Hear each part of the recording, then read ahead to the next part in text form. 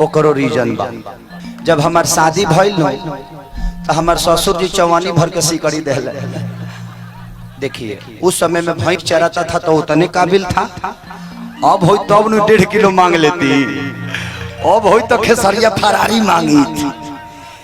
अब अगर होता, अगर मेरी शादी नहीं हुई होती तो शायद मैं शादी नहीं करता, क्योंकि मुझे आप लोगों से ज्यादा प्यार है। मैंने अपने गरीबी को देखा है नजदीक से, बड़ी नजदीक से अपने गरीबी को देखा है। मैं 7 भाई हूं, मेरे पापा अकेले कमाने वाले हैं, मेरे चाचा के 4 लड़के हैं और मैं 3 भाई। मेरी चाची बहुत पहले गुजर गई, मेरी मां ने ही चारों बच्चों को पाला, इसलिए 7 भाई बोलता हूं मैं। और हमने इतनी गरीबी देखी है कि पापा रात को गार्ड की नौकरी करते थे और दिन में चाना बेचकर हम लोगों को हर चीज पालते थे और पोसते थे। तो मैंने उस गरीबी को देखा है। मैं आज आप सबको बताना चाहता हूं कि मैं इसी उम्र में मैं 2011 में हीरो बना था। 2011 में मैं आज 19 से शायद 10 साल हो गया ना, 10 साल हो गया।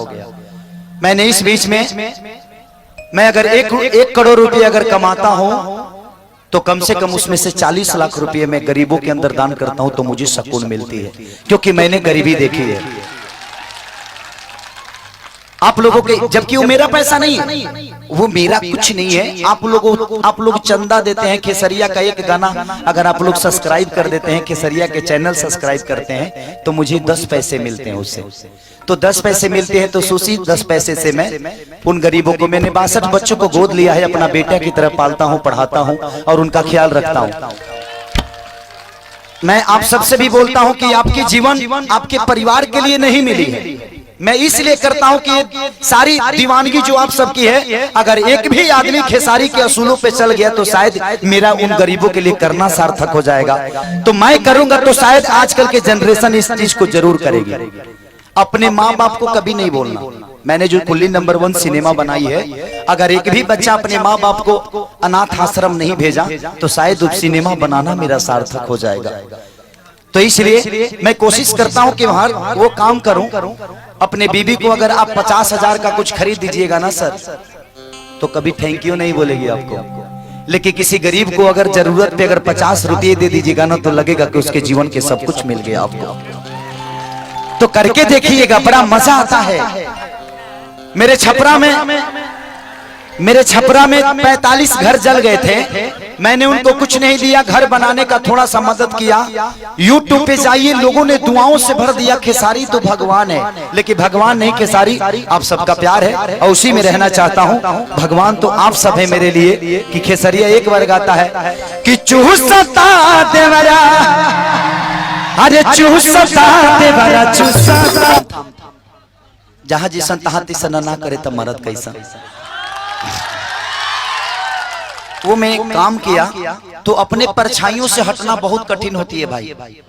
मैं बॉम्बे शहर में गया तो हर डायरेक्टर, हर प्रोड्यूसर, यहाँ तक कि रानी चटर्जी की मैं बात नहीं बोलूंगा, मेरी बड़ी अच्छी दोस्त है। जब मेरी पहली सिनेमा आई थी तो रानी चटर्जी ने प्रोड्यूसर से बोला कि इतना गंदा हीरो कहाँ से लेके आ गया। आज आप लोग के प्यार से वही रानी चटर्जी खेसारी से काम करने के लिए कहते हैं कि अच्छा कोई सिनेमा किया जाए। तो होता है, आप अपने आप को बदल सकते हैं अगर आपके अंदर क्षमता है तो।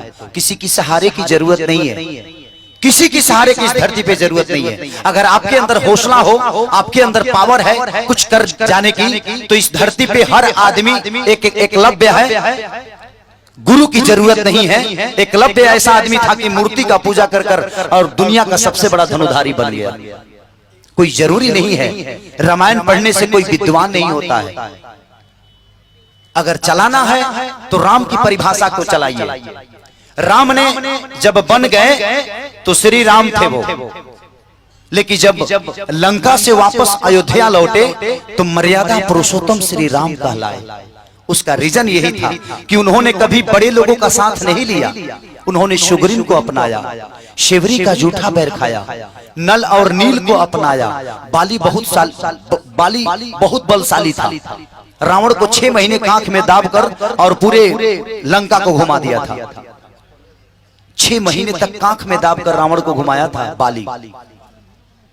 तो समस्या वो नहीं है। आप दलितों को लेकर चलिए, कमजोर वर्ग के लोगों को चलिए। हम करते क्या है, अगर एक ड्राइवर को मार्केट भेजना है तो उसको 25 बार समझाते हैं, यहाँ से राइट लेना, राइट से लेफ्ट लेना। उसके ऊपर छोड़कर तो देखिए, जिस दिन उसके ऊपर विश्वास करना सीखिएगा ना, आपका करता धरता भी आप ही की तरह तेज हो जाएगा और फिर उसको समझाने की जरूरत नहीं पड़ेगी। ये होता है। जब नल नील और सारे बानर समाज के लोग जब पत्थर फेंकते थे समुद्र में, तो पत्थर तैरता था, तैरने लगता था। लेकिन जब राम जी एक पत्थर उठाकर समुद्र में फेंके तो वो पत्थर डूब गया। तो फिर राम जी ने हनुमान से पूछा कि हनुमान ये बताओ कि सब फेंक रहे हैं तो पत्थर ये तैर रहा है, लेकिन मैं फेंक रहा हूं तो ये डूब क्यों गया? तो उन्होंने एक ही जवाब दिया कि भगवान, जिसको आप छोड़ देंगे वो तो डूब ही जाएगा ना। ये तो पत्थर है, जिसको आप छोड़ देते हैं वो डूब जाता है, तो वो क्यों नहीं डूब जाएगा? तो उन्होंने दलितों को लेकर चला, कमजोर वर्ग के लोगों को चले, इसलिए यहां से वो राम बनकर गए थे। लेकिन जब लौटे तो मर्यादा पुरुषोत्तम श्री राम कहलाए। तो ये होता है। तो जीवन में कमजोर वर्ग के लोगों को लेकर चलिएगा। किसी अमीर के घर पे जाइएगा ना, तो पानी पिलाने में 1.5 घंटा लगता है भाई, वो पानी लाने में 1.5 घंटा लाएगा। लेकिन किसी गरीब के घर पे जाइएगा तो बासी रोटी ही लेकर आएगा, भैया 2 रोटी खा लीजिए, आप बहुत भूखे होंगे। तो ये होती है गरीबी। गरीबी में सिर्फ मोहब्बत मिलती है, गरीबी में सम्मान मिलता है, गरीबी में वो पावर है कि गरीब के घर पे जाने के बाद लगता है कि मैं अपने घर पे हूं, लेकिन अमीर के घर पर जाने के बाद लगता है कि किसी होटल में आ गया हूं। ये होता है। तो गरीबों को लेकर चलिए, गरीबों को अनादर कभी मत करिए, उसका आदर करिए, उसका सम्मान करिए। अगर आपके पास 10 रुपये बचते हैं तो किसी गरीब को खिला दीजिए। जीवन में वो 10 रुपया कभी आपको 10 करोड़ कमाएगा। इसीलिए मैं गरीबों का मदद करता हूँ, हम दर्दों का हमदर्द बनता हूँ। जिसको दर्द होता है उसका मरहम बन के उसके पट्टी बन जाता हूँ और उसके जीवन में साथ चलता हूँ। और हमेशा चलना सीखिए आप लोग। अपने आप को हमेशा, जो आदमी लड़ता है वो क्रांतिकारी कहलाता है। हम एक नेता का झंडा लेकर अपने सर पे बांध लेते हैं कि ये हमारे जात का आदमी है। किसी दिन आप भी जिस दिन खुद का झंडा बनाकर खड़ा होइएगा ना, तो लड़ना है तो क्रांतिकारी बन के लड़िए। किसी का झंडा लेकर घूमने की जरूरत नहीं है। आप कमाइएगा तो ही खाइएगा। आज चुनाव है, सब आदमी अपना अपना झंडा देकर आपको बुर्बक बना के कौन विकास करता है? कोई नहीं। जब आप कमाइएगा तभी ना खाइएगा जी। तो जब कमाइएगा तभी खाइएगा, तो हम किसी के पीछे भागेंगे क्यों? हम खुद का साम्राज्य खड़ा करेंगे, हमारा खुद का झंडा होगा। हम रहते अपने घर में है तो किसी दूसरे के लिए सर कटाने की कोई जरूरत नहीं है। आपके पीछे आपका परिवार है, आपका बच्चा है, आपका भविष्य है, आपकी जीवन है। उसको संवारिए और उसको संवारने में लगाइए। जातिवाद मत करिए। किसी भी जात का आदमी हो, इंसान तो है ना। तो ये हमेशा करिए, गरीबों का मदद करिए, किसी का बुरा मत चाहिए। रोड पे चलने वाली हर उस लड़की को बहन के रूप में देखिएगा ना, तो शायद आपके भी बहन को कोई देखेगा तो आपके नजरिए के हिसाब से उसको भी देखेगा। तो रोड पे चलने वाली हर उस लड़की को बहन के स्वरूप मानिए। हो सकता है कि किसी दिन वो बहन आपकी मान सम्मान को बचा ले। Love you. एक हनुमान जी की बात है, तो एक लास्ट मुखिया जी का लास्ट फरमाइश।